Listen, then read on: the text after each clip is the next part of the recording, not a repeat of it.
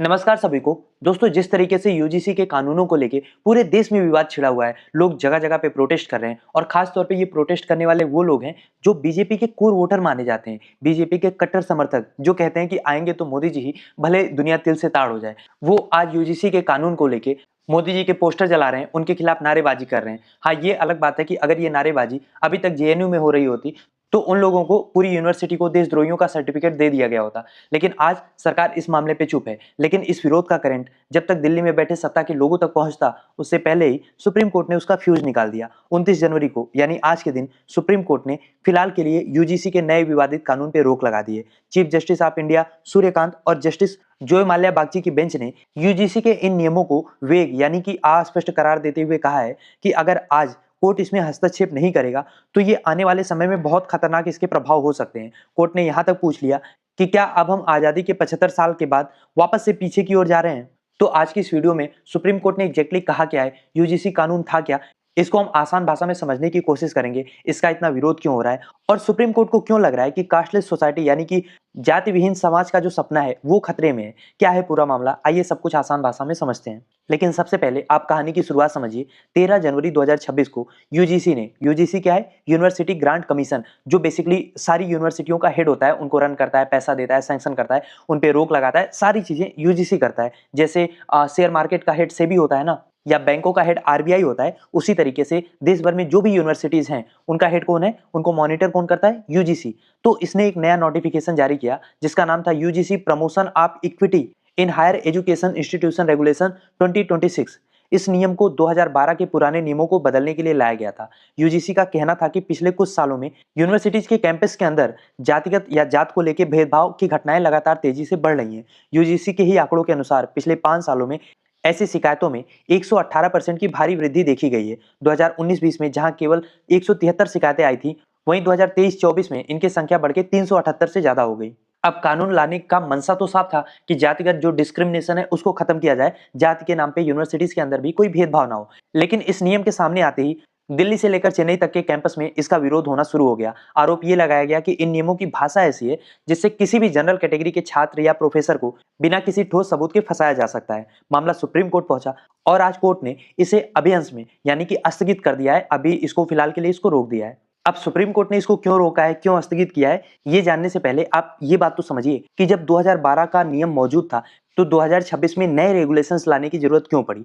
तो देखिए, उसका सिंपल सा जवाब ये है कि 2012 का नियम जो था वो एडवाइजरी था, यानी वो नियम संस्थाओं को सुझाव के रूप में दिए जा रहे थे कि भेदभाव नहीं होना चाहिए, उसको इस तरीके से रोका जाना चाहिए। लेकिन जो 2026 के नियम है इसको लीगली इन्फोर्सेबल बनाया गया है, यानी कि इसको कानूनी रूप से लागू किया जाएगा, अनिवार्य है। और नए नियमों के तहत अगर कोई यूनिवर्सिटी इन गाइडलाइंस को नहीं मानती है, इसको फॉलो नहीं करती है, तो यूजीसी उसकी मान्यता को भी रद्द कर सकता है, उसके फंड्स को रोक सकता है। तो आई होप अभी आप समझ पा रहे होंगे कि इस नियम को काफी कठोर रूप से अब लागू किया जाता।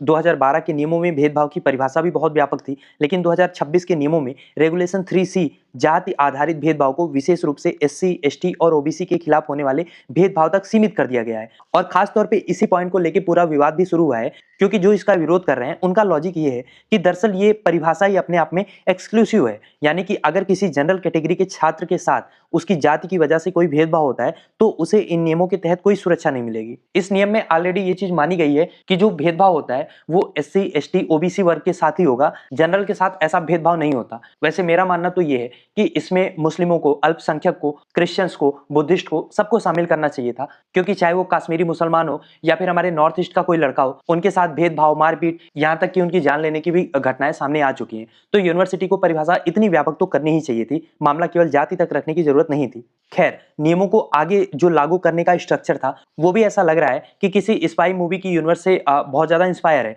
क्योंकि इस नियम के तहत हर कॉलेज और यूनिवर्सिटी में एक इक्विटी कमेटी बनाना अनिवार्य कर दिया गया। इसके अलावा कैंपस में इक्विटी स्क्वाड तैनात करने की भी बात की गई, जो लाइब्रेरी, हॉस्टल, क्लासरूम जैसे जो वल्नरेबल स्पॉट्स हैं वहां पे नजर रखेंगे। और इतना ही नहीं, भेदभाव की शिकायत के लिए 24 घंटे चलने वाली एक हेल्पलाइन होगी और ऑनलाइन पोर्टल भी होगा। इसके अलावा छात्रों के बीच से ही कुछ एम्बेसडर चुने जाने थे जो भेदभाव की घटनाओं का रिपोर्ट करेंगे। अब लोगों का कहना ये है, आई मीन आलोचकों का कहना ये है कि ये कैंपस को एक तरीके से सर्विलांस में रखने जैसा था कि वहां पे आप चौबीसों घंटे निगरानी कर रहे हैं। उनका डर है कि इससे छात्रों के बीच आपसी भरोसा खत्म हो जाएगा और हर छात्र दूसरे को शक की निगाह से देखेगा।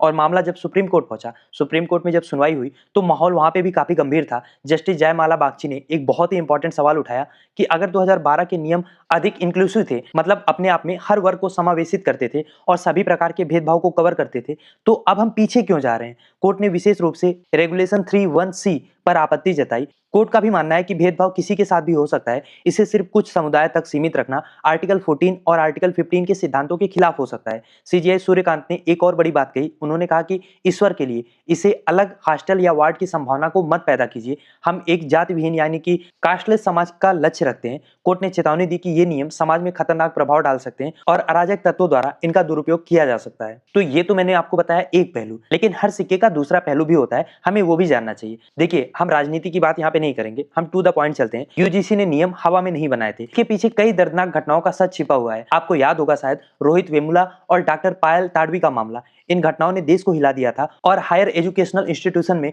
जो कास्ट का सिस्टम है, सिस्टमैटिक जातिवादिता होती है, उसकी पोल खोल दी थी। इन्हीं मामलों के बाद पीड़ितों के परिवार ने सुप्रीम कोर्ट में याचिका दायर की थी कि 2012 के नियम केवल कागजी शेर हैं, उन्हें दरअसल दांत देने की जरूरत है। यूजीसी का तर्क है कि 2012 के नियमों के बावजूद कैंपस में इनडायरेक्ट भेदभाव जारी है, जैसे कि दलित छात्रों को रिसर्च प्रोजेक्ट से बाहर रखना, वाइवा में कम नंबर देना या हॉस्टलों में उन्हें अलग थलग महसूस कराना। इसीलिए यूजीसी का मानना था कि जब तक सख्त दंडात्मक प्रावधान नहीं किए जाएंगे तब तक यूनिवर्सिटीज प्रशासन इन शिकायतों को गंभीरता से नहीं लेगा। खैर, तो मैंने आपको पूरा मामला बता दिया। ये थी कोर्ट रूम की बहस, जमीन पे क्या हो रहा है ये आपको पता ही है। अभी तो मोस्टली राजनीतिक दल इस पे चुप हैं। कोई भी स्टैंड लेने का मतलब है कि एक वर्ग को, एक वोटर बेस को दुखी करना या उसको अपने से दूर करना। अगर आप इसको सपोर्ट करते हैं तो आप सवर्ड वोटर्स को अपने से दूर कर सकते हैं। अगर आप इसका सपोर्ट नहीं करते हैं, इसका विरोध करते हैं, तो दलित, ओबीसी, एससी, एसटी का जो वोट बैंक है वो इनके हाथ से निकल सकता है। तो राजनेताओं की अपनी मजबूरी है, लेकिन फैक्चुअली क्या क्या हुआ है वो मैंने आपको बता दिया। कुछ समुदाय इसको ऐतिहासिक भूल सुधारने वाला नियम बता रहा है, जबकि कुछ समुदाय, कुछ संगठन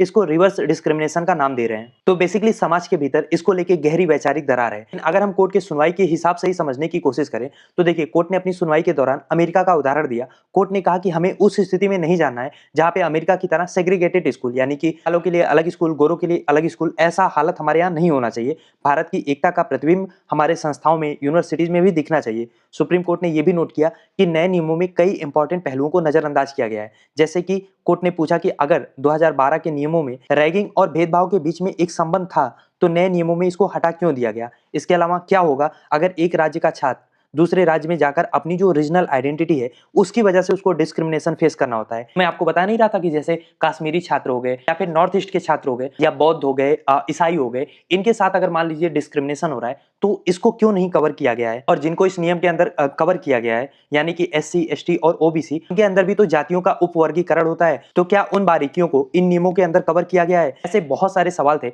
जिसके साथ सुप्रीम कोर्ट ने इस मामले को, इस नियम को फिलहाल के लिए निरस्त किया है। मामले में अगली सुनवाई 19 मार्च को होनी है और तब तक के लिए इसकी सभी यूनिवर्सिटीज में पुराने जो 2012 के नियम थे, जो एडवाइजरी नियम थे, वही प्रभावी रहेंगे। फिलहाल के लिए कोर्ट ने सरकार को भी सुझाव दिया है कि वो प्रख्यात न्यायविदों और विद्वानों की एक कमेटी बनाए जो इन नियमों की भाषा और उसके सामाजिक प्रभाव की दोबारा से समीक्षा करे। समाज में जिस तरीके का विरोध दिख रहा है उससे बहुत ज्यादा पॉसिबिलिटी है कि सरकार इन नियमों में बड़े बदलाव करे। खासतौर पर भेदभाव की परिभाषा को और ज्यादा यूनिवर्सल और इंक्लूसिव बनाने की कोशिश की जा सकती है। खैर, ये था पूरा मामला जो मैंने आपको पॉइंट वाइज समझाने की कोशिश की है। मुझे आपकी राय जाननी है, क्या सोचते हैं आप इस पूरे मामले में, लिखिए उसको कमेंट बॉक्स में। और अगर अभी तक आपने चैनल को सब्सक्राइब नहीं किया है तो प्लीज चैनल को सब्सक्राइब करिए ताकि ऐसी और भी वीडियोज हम आपके लिए ला पाएं।